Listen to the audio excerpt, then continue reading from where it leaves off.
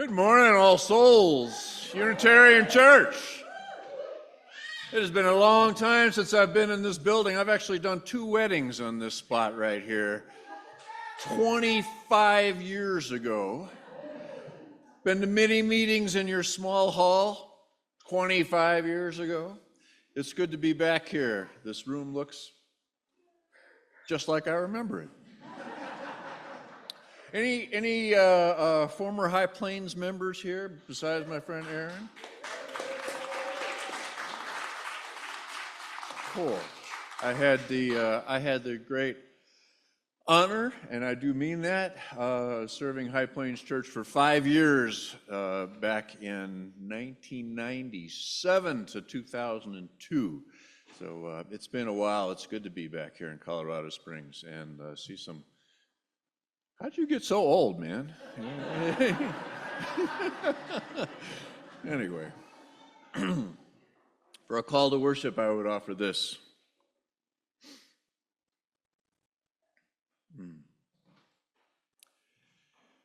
If all the world were peaceful now and forevermore.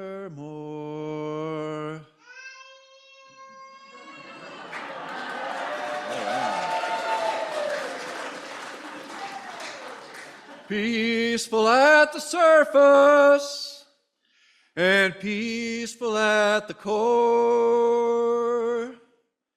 All the joy within my heart would be so free to soar. And we're living on a living planet, circling a living star. I don't know where we're going, but I know we're going far. We can change the universe by being who we are.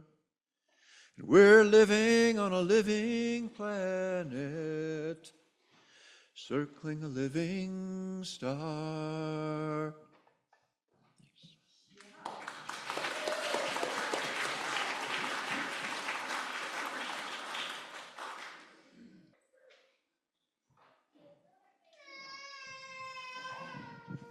So I have the great privilege at this moment of doing the Time for All Ages, which I'm actually really happy about. So I understand it's your practice to invite the young people or those who are young at heart to come on down here.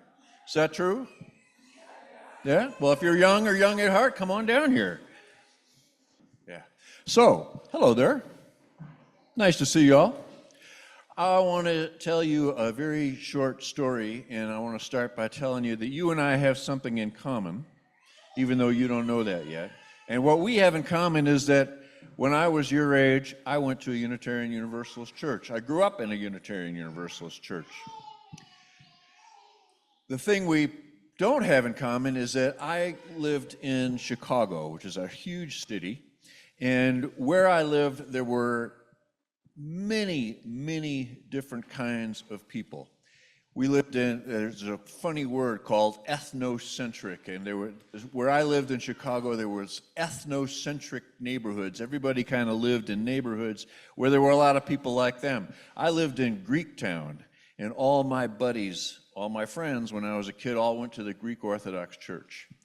But just across Foster Avenue, there was a big Jewish neighborhood, and all my Jewish friends went to the synagogue.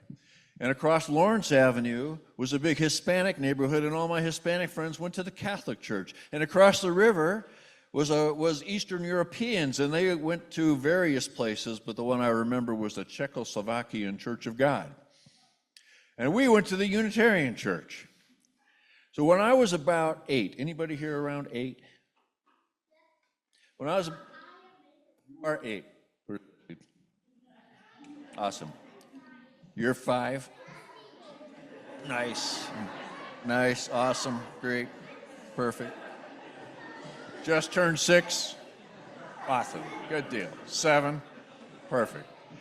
I think I was about 8 when it occurred to me that all my friends went to all these different churches, and they all did different things in these different churches. And I thought, well, they can't all be right. And I thought about this, and I didn't know the answer. How could it be that all my friends, whom I liked, and they all went to different churches, they couldn't all be right? So who was right? And more importantly, like, how would you know? So I asked my dad. I told him about my Jewish friends and my Hispanic friends and my Czechoslovakian friends and so on. And my dad said, we should ask our minister. So we did. We made an appointment to see him, and I don't remember his name, but I remember he had big, thick, black glasses, and we were in his office, and it was kind of scary, but my dad said, okay, let's ask your question. So I told the minister about my Jewish friends and my Greek Orthodox friends, and I said, and how, they can't all be right. Who's right, and how would you know? Does this make sense? Yeah. So I will never forget what he told me. He said, Mike, that's a great question, but I'm sorry, we don't know. In fact, we'll never really know, not in a way that, like you know what your name is, or you know which way is up or which down. That's a different kind of knowledge that we have. But here's what I want you to know. This is what he said. He looked me right in the eye. He said, this is what you do know. You know a lot. You know a whole bunch of stuff. You know what makes sense to you. You know what you have personally experienced. You have people in your life that you trust, that you can ask about hard questions and talk things over. In fact, Mike, he said, you have everything inside you that you need to live a great life. And that made perfect sense to me when I was 8 years old, and it still makes perfect sense to me today. And I'm still a Unitarian Universalist. Thank you. That's it.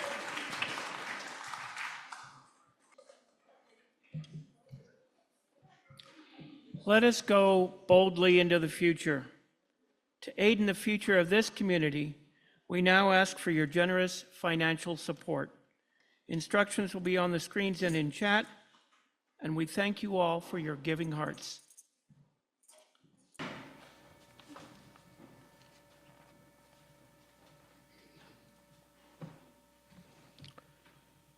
The question before me today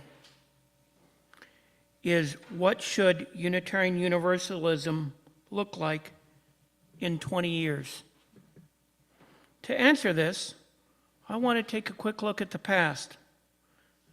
20 years ago, there were 1,039 UU churches with a total membership of about 160,000 people. Now, there are exactly 1,000 churches and only about 130,000 members. So the first answer I want to give is a hopeful wish for more souls in the larger UU community. After all, our community here at All Souls has grown wonderfully in the last year since Reverend Ron joined us at All Souls. That doesn't really answer the core of the question, however. Though, looking at the past, we can see some trends to guide us. Unitarians and Universalists have always been at the forefront of social justice.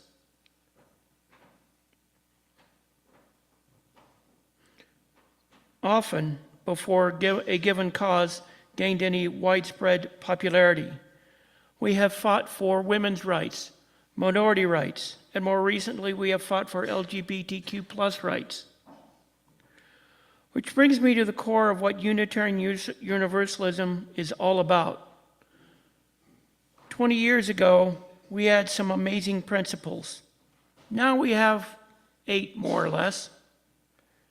But more importantly, we have 7 shared values with love at the center.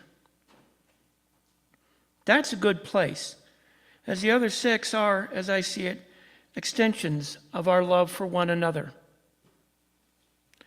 I have often said that Unitarian Universalism is not a theology, it's an attitude, and a good one. Seeing love at our core brings this into sharp focus, and I think it is important we maintain that focus far into the future. We may never completely eliminate racism, but our love will guide us to remove it from our system.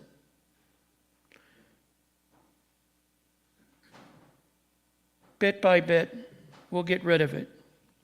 There will always be hatred in the world for people outside of society's so-called norms, but our love will help others see the global community in a far better, brighter light. So what should that's a tough word. You can make a tongue twister out of Unitarian Universalism all by itself. So what should Unitarian Universalism look like in 20 years? The same as it always has, strongly fighting the good fight for those who need to help to maintain their freedom, dignity, and respect for who they are. More importantly, we should be looking for ways to share our love with the world. Thank you.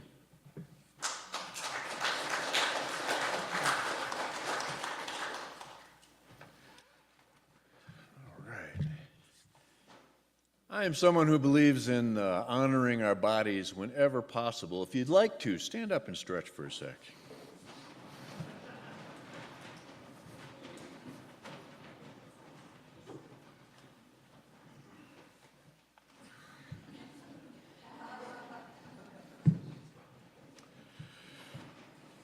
So every year at First Unitarian Denver, where I've been serving for the last 22, I take questions. I do a Sunday service where I just take questions from the congregation. I make them write it down in advance. And I answer them publicly. Any question is acceptable. The only requirement is that nobody gets to be anonymous. You have to publicly own your question, just like I have to publicly own my answer. And my people are not shy. They like to put me on the spot. There was a question, though, a few years ago, a great question from a dear soul and longtime member. And both the question and the answer that I gave troubled me for weeks afterwards. The question that this beautiful human being wrote to me was, "Have you read the book Good Without God? What is your view of his assessment that humanism was a driving force in Unitarian Universalist development, but then came in a distant second to Christian influences?" She went on, "As a humanist, not an anti-religious person, I'm so very troubled by our Unitarian Universalist strategy to move away from humanism and towards things that we seem to think will build the movement more readily. Increasingly, I find Unitarian Universalism and most Unitarian Universalist churches, First Unitarian included, I'm afraid to say, unfriendly homes to us humanists. So I was wondering what your view might be." Well, in response, I said I had to respectfully disagree with the premise of the question. Without a doubt, humanism was the driving force of Unitarian Universalism for most of the 20th century. It was the church that I grew up in the 1960s and 1970s. It was the one that my father and so many others of his generation were so committed and proud of. But I did not agree that the direction we'd been moving was limited to only Christian influences, and I certainly didn't think it was any kind of public relations strategy. I said what I think we've been doing is taking ourselves more seriously as religious pluralists, trying to honor the real diversity and legitimacy of the many spiritual leanings that are present in our congregations. And so, if we use God language or prayers or gospel music or touchy-feely, hand-holding, pagan-looking rituals more often than we did 40 years ago, it's not because we love our humanists any less. It's because we just know they're not the only ones here. Now, the trouble was, even as I gave that answer, I was aware it was not very satisfactory, especially to the dear soul who asked the question. I was aware that after church that day, there were several long and unhappy conversations going on among members and friends at First Unitarian, Denver. And I was aware that I myself wasn't too happy about what I'd said, but I couldn't quite put my finger on it, and I wondered if I had gone too far. And the days that followed, I thought about this a lot. It just bugged me. You get things that just bug you, just kind of won't leave you alone. Wouldn't quite leave me alone, and it was actually about a month before I finally understood why I was so dissatisfied with the whole exchange. I did not go too far. I didn't go nearly far enough. Not nearly. Consider that hidden, and not very well hidden, by the way, hidden within that question, there was a message. All right? And the message hidden in that question was something very much like this. Dear Mike, what I need from my church and my minister in order to feel more welcome and comfortable here is more humanism. Or to experience more of a humanist perspective, or something very much like that. What was really being communicated to me was essentially, I have a need, and it's not being met. Right? Pretty clear. So underneath the question was a message, but underneath the message was an assumption. And that assumption is profound. The assumption, the underlying assumption, is that what I'm supposed to be doing up here, and what the church is supposed to be about, is making you happy. By speaking to you from a perspective that you already agree with.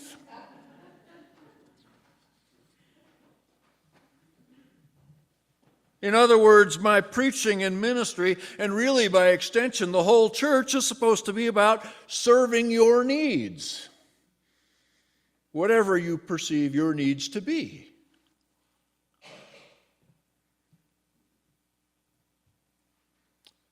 My dear friends, and I do mean my dear friends, I'm here to tell you,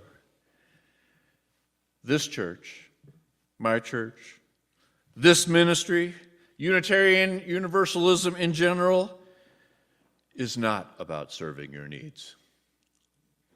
To be blunt, it's not about you.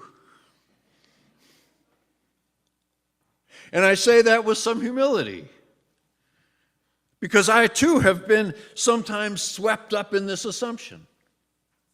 I have written sermons that catered to specific people or constituencies in the church, including humanists.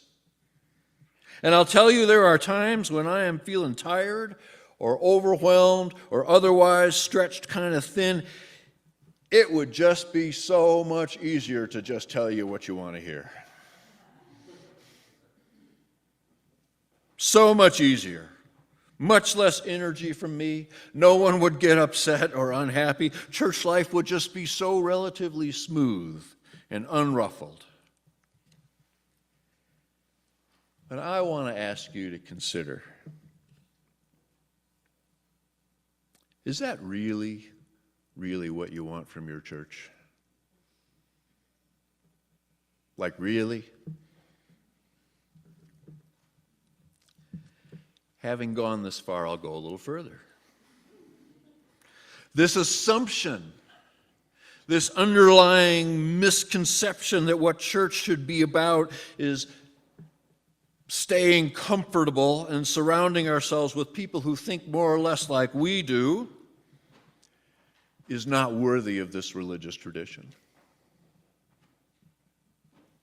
It's not worthy of the defining theologies that arose from some of the most authentic spiritual searching from some of the finest minds Western civilization has ever produced, some of whom died horrible deaths, laying the foundations for the tradition we participate in this morning.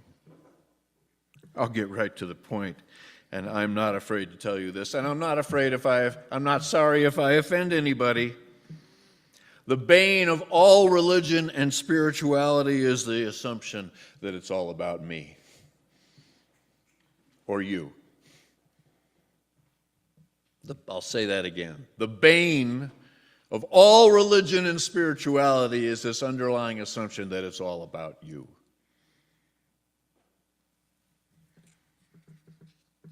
My spirituality, my beliefs, my perspective, my opinions, my likes, my whims, my things, my church, as opposed to all those other churches. My space, my pain, my safety, my feelings, my God. Me, and individualism so radical that so dominates the culture we live in that the ultimate reference point and value of everything is how it measures against or benefits the holy individual self.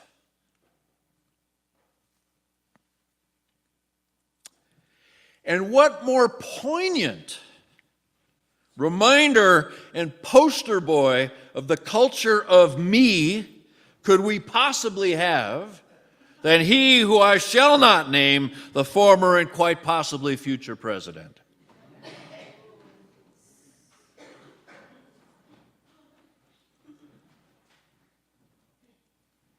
Amen? We, people of faith, we must be about something higher, more noble, something more true, more sacred, more transcendent than anybody's individual needs or comfort or a place where you get your own opinions just reflected back at you. Amen?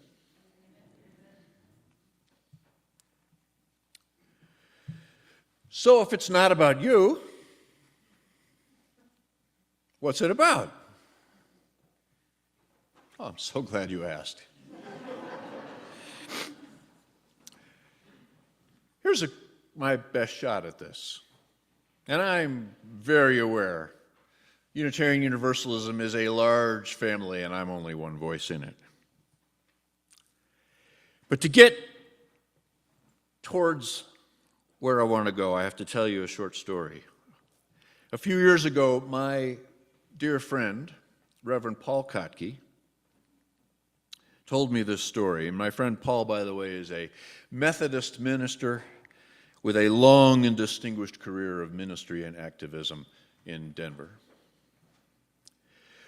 Paul told me he had grown up in rural New Mexico along the Arizona-New Mexico border in a small town just off of a large reservation. And he had friends on the reservation. He'd played basketball there as a child. He said one of the elders of the reservation had taken a liking to him, and when he graduated high school, the elder invited him to take part in a coming-of-age sweat lodge ritual with the other young people his age. Now, this was not the kind that was led by and for white people.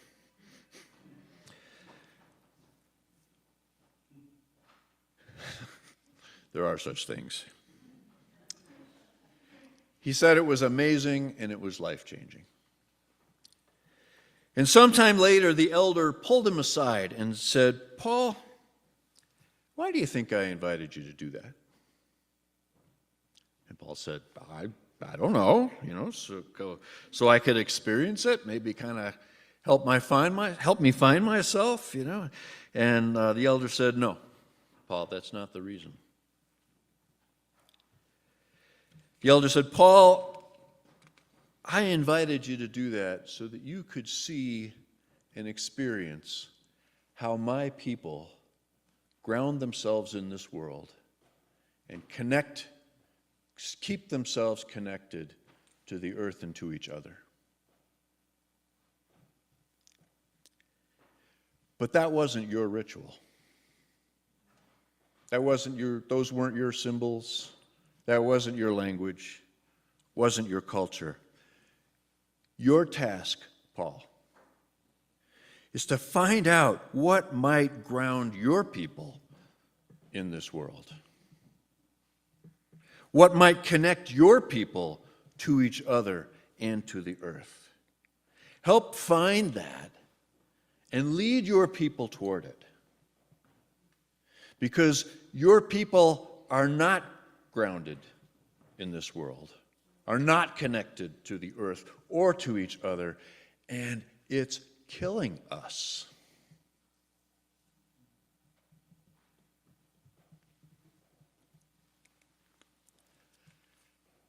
I think this frames the question properly.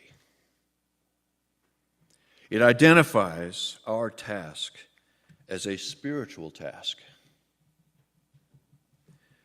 simultaneously, solidly rooted in this world. My own story is not Paul's story, except in one limited way. One of the little epiphanies I had in my late 20s was that the journey from the world we live in, which feels like it's coming apart at the seams, amen? The journey from the world we live in to the one we aspire to, right, that has justice and peace and sustainability, there's no government agency that's going to do that for us. There's no political party that's going to do that for us. There's no nonprofit that's going to accomplish that. There's no politician or political guru or activist that's going to accomplish that, because that transformation will be a spiritual transformation.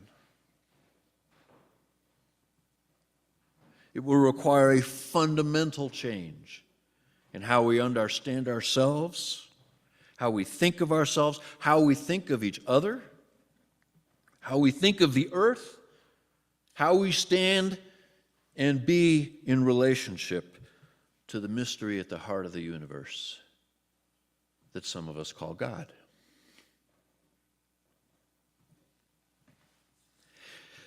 That was actually the little epiphany that kind of led me into the ministry many years ago, despite knowing that Unitarian Universalism has not really answered the question of a coherent, connected grounding in this world either. Right? Having rejected the Holy Trinity and hell, it's not as if we've replaced those once potent symbols with anything equally transcendent or more compelling than a bullet list of liberal values and kindergarten ethics, now arranged into a lovely graphic.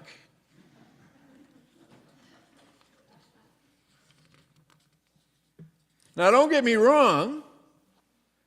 I love this faith. I'm not leaving. You're my people. You're stuck with me. But at our best,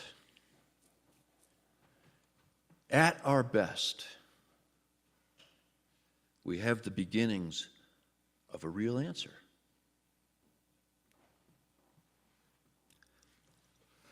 I think religion, at its best, helps us to live in right relationship to reality.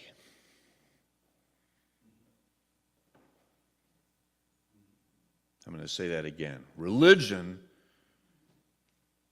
at its best, helps us to live in right relationship to reality, to our very best understanding of life and the cosmos.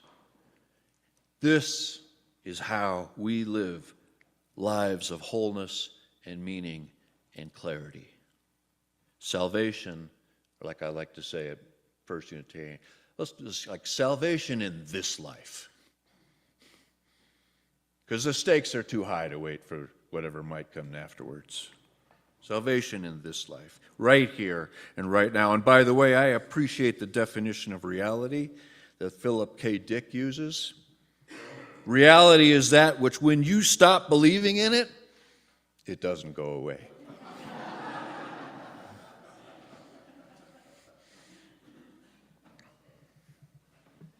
Religion, when it's doing its job, helps us to live in right relationship to reality, and we know a few things about life and reality, or reality for life on earth. The answer starts with the knowledge, also the feeling, the intuition, and you've had it, I know you have, the intuition that we are all connected. Not just as an intellectual concept, right? But like we're all overlapping fields of energy. We're overlapping each other right now. We are all connected. It starts with this knowledge, right? We are made of the same stuff. We breathe the same air. We are each and all sustained by the same cosmic chemical forces. We are infinitely, exquisitely, inextricably woven into a reality that is bigger than any of us. Bigger than we can comprehend. At First Unitarian Denver, every single Sunday we sing, "Behind all our differences and beneath our diversity, there is a unity that makes us one and binds us forever together in spite of time and death and the space between the stars." We are born into a covenant with the cosmos long before we make any intentional covenants with each other. That's the start of an answer. Just a start. I think the answer gets a little further developed on the universalist side of things. This idea, this proposition, this unprovable article of faith that all souls are sacred and worthy. All of them, no exceptions. I can think of no more potent motivation for social justice work, no more challenging spiritual discipline than that faithful commitment. We know a few other things. We know death is part of the package. We know without death, there's no evolution, right? No room for new things to be born. Without the death of stars, there wouldn't be planets. There'd be no us. Without the death of mountains and oceans, there'd be no healthy soil. On and on. Things that appear catastrophic in the moment are usually just the next step on the way to something else. We know this. I personally think the death of modern capitalism would be about the best thing that could happen to planet Earth. We might stop doing so much damage.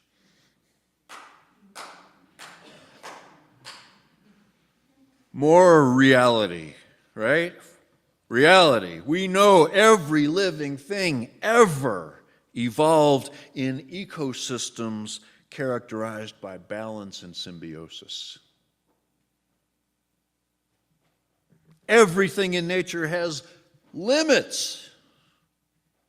like physical, empirical, measurable, hard stop limits. There are limits to energy, sunlight, soil, water, lifespans, on and on. Every forest, every island, every continent, every ocean, every babbling brook has physical, empirical, measurable limits to what it can produce, withstand, or accomplish. You cannot keep taking coal, oil, and natural gas out of the ground indefinitely, spewing out waste products and pollution. You will overshoot the carrying capacity, your supply will run out, and you will die.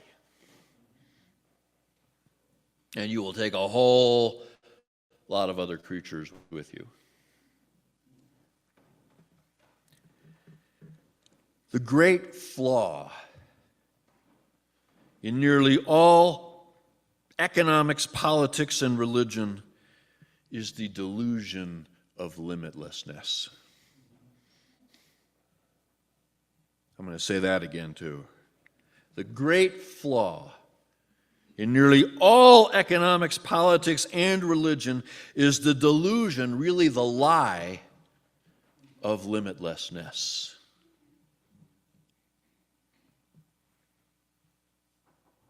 A delusion, of course, right, is an antonym of reality. The exact opposite of what good religion should be about. It's a delusion we can't afford. These are the beginnings of an answer. These things are not easy. We don't have roadmaps or instructions. We don't. We can't just appropriate the symbols of somebody else's culture or language. That's not an option for us. We make progress imperfectly, in fits and starts, in glimpses of truth, moments of revelation or grace. One step forward, two step back, the most frustrating, demoralizing, also most powerful, most rewarding, most soulful work I have ever attempted to do. And I mean work in my own heart and work out in the world. Tagore, Rabindranath Tagore wrote, "I've spent my days stringing and unstringing my instrument, while the song I came to sing remains unsung."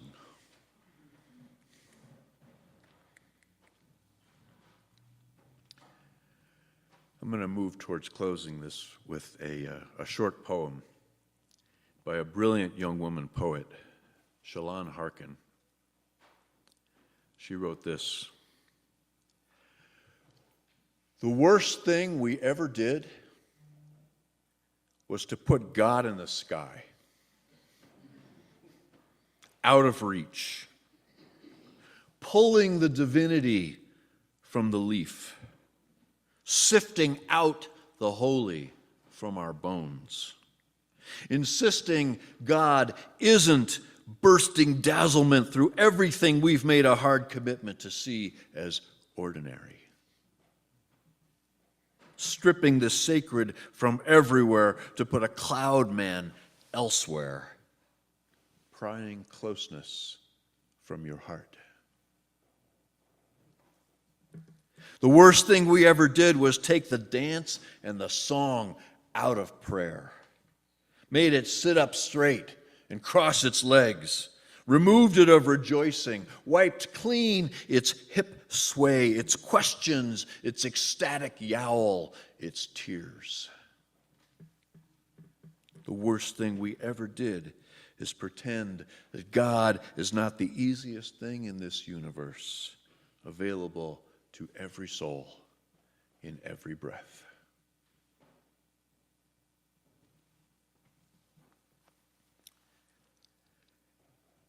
Religion, at its best, helps us live in right relationship to reality, and to survive, we need a theology grounded in reality. Amen? Not in the sky. A theology that puts ecology and the earth and life at the core and center of everything that is worth protecting, honoring, praising, even worshiping. Anything less is a denial of reality, and future generations, if there are any, will condemn us for it, and rightly so.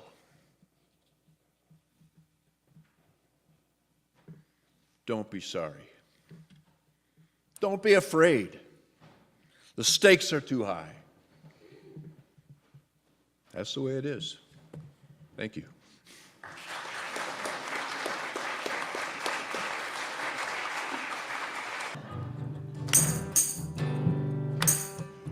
Friends,